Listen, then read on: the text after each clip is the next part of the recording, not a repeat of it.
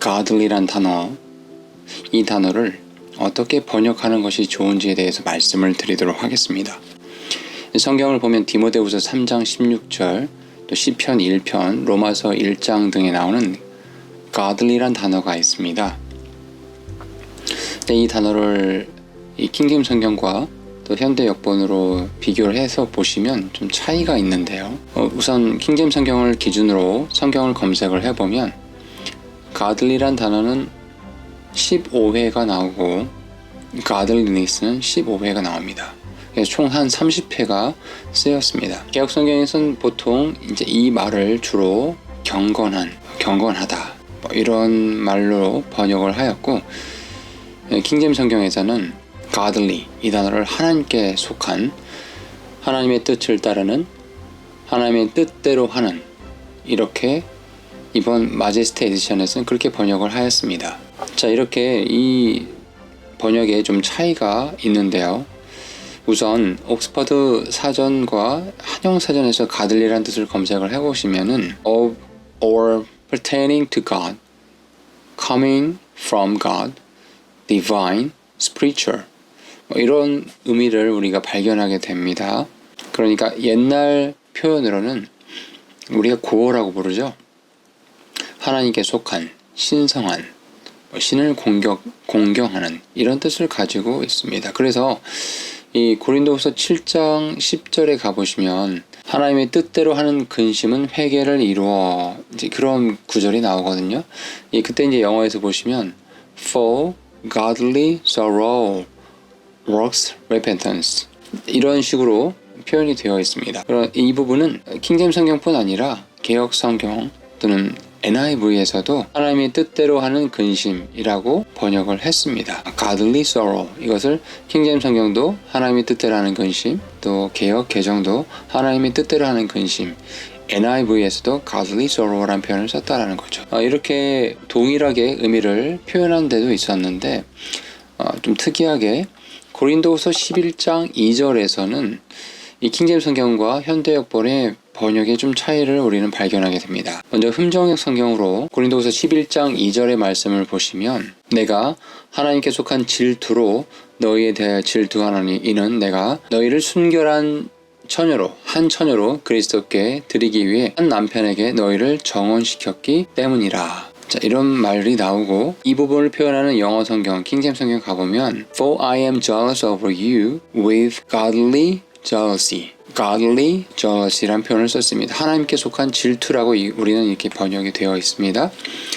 자, 그런데 이제 개역 개정에서는 이 부분에서 하나님께 속한 질투라고 번역하지 않았고 내가 하나님의 열심으로 너희를 위해 열심을 내노니 라고 그렇게 번역이 되어 있습니다. 개역 한글에서도 하나님의 열심이라고 번역이 되어 있습니다. 그런데 표준 세번역에서는 나는 하나님께서 질투하심 같이 여러분을 두고 질투합니다, 이렇게 번역을 하면서 우리 킹제임스 흠정역 성경과 비슷한 맥락의 번역을 한 것을 여러분 보실 수 있을 겁니다. NIV에서도 이 부분에서 I am jealous for you with a godly jealousy, 영어 표현에서는 킹제임스 성경이나 NIV나 godly jealousy라는 표현을 썼다라는 거죠. 자, 영어는 동일한데 우리말로 번역하는 과정에서 킹제임스 흠정의 성경은 하나님께 속한 질투라고 표현을 했고, 개역 개정이나 개역 한글에서는 하나님의 열심이라고 의역을 했습니다. 아마 이제 좀 생각을 해보면 godly란 단어가 이제 개역 성경 대부분 경건한이라고 번역을 하다 보니까 godly jealousy, 경건한 질투라는 표현 자체가 되게 어색하다고 느껴졌을 것 같아요. 그래서 이 부분을 의역을 한 것이 아닌가라고 저는 개인적으로 생각을 해봅니다. 자, 그런데 문제는 이런 부분들을 의역을 하게 되면 하나님께서 성경을 통해서 본래 주시고자 하는 의미를 우리는 잘 알지 못하거나 또는 왜곡해서 의미가 전달될 수도 있다는 점 우리는 주의를 해야 됩니다. 그렇기 때문에 성경을 번역할 때는 형식적 일치를 이루어 가능한 한 1대1로 대응시켜서 번역하는 것이 중요합니다. 물론 전체 성경 맥락을 이해할 수 있게끔 번역을 해야 되는 건 전제로 깔고 말씀을 드리는 겁니다. 이 질투란 의미를 먼저 좀 설명을 드리면서 이 고린도서 11장 2절에 전체적인 맥락을 좀 말씀을 드리고 마무리하겠습니다.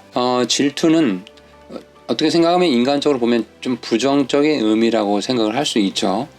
그런데 우리 성경을 보다 보면은 질투라는 표현을 하나님께 대한 표현할 때 이 단어를 종종 사용하는 것을 우리는 볼 수 있습니다. 즉 하나님의 마음을 표현할 때 질투라는 표현을 썼던 것으로 생각해 볼 수 있다는 거죠.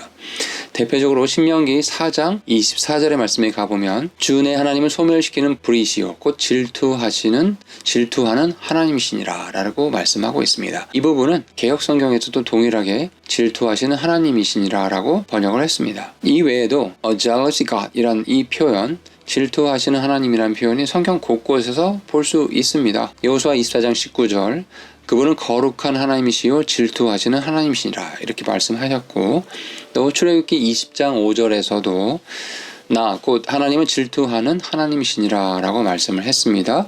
또 출애굽기 34장 14절에서 주는 질투라는 이름을 가진 질투하는 하나님이니라 라고 말씀을 했습니다. 성경은 왜 질투하는 하나님 혹은 하나님께 속한 질투라는 표현을 사용을 했을까요? 질투에 대한 이 의미를 사전을 검색을 해보시면 이런 의미를 발견하게 됩니다.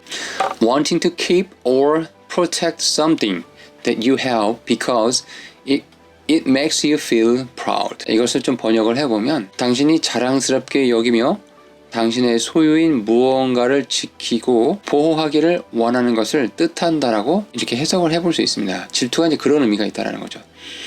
자, 그러면 이제 이런 의미를 가지고 종합적으로 생각을 해보면 고린도후서 11장 1절, 2절, 3절 쭉 읽어보시면 그 맥락 속에서 우리는 이런 것을 발견하게 됩니다. 바울이 지금 이 거짓 사도들에게 속아서 이렇게 넘어가는 이 어리석은 성도들을 향해서 안타까운 마음을 고린도후서 11장에서 지금 표현을 하고 있습니다. 본래 자기 백성인 성도가 거짓 사도에게 속아서 넘어가는 이 일 자체가 마치 이브가 본래 하나님 자녀였잖아요. 하나님께 소속된 자였잖아요.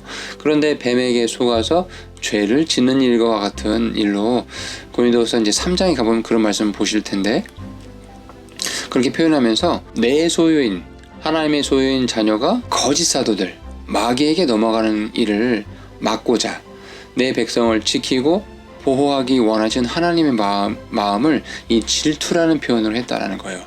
내가 하나님께 속한 질투로 너희에 대해서 질투한다라는 이 말 속에서 정말 간절하게 절대 거짓 사도들 마귀에게 넘어가서는 안 된다 내 백성아 라고 간절히 바울이 하나님의 마음을 대변해서 표현하는 것으로 고린도후서 11장 2절을 보실 수 있습니다. 그러므로 결론적으로 고린도후서 11장 2절에 godly jealousy를 하나님의 열심이라는 식으로 의역을 해서는 안 되고 우리 킹제임스 성경처럼 하나님께 속한 질투로 너희에 대해 질투하노니 이는 너희를 순결한 한 처녀로 그리스도께 드리기 위해 한 남편에게 너희를 정혼시켰기 때문이라 라고 번역하는 것이 옳습니다. 도움이 되시면 좋겠습니다.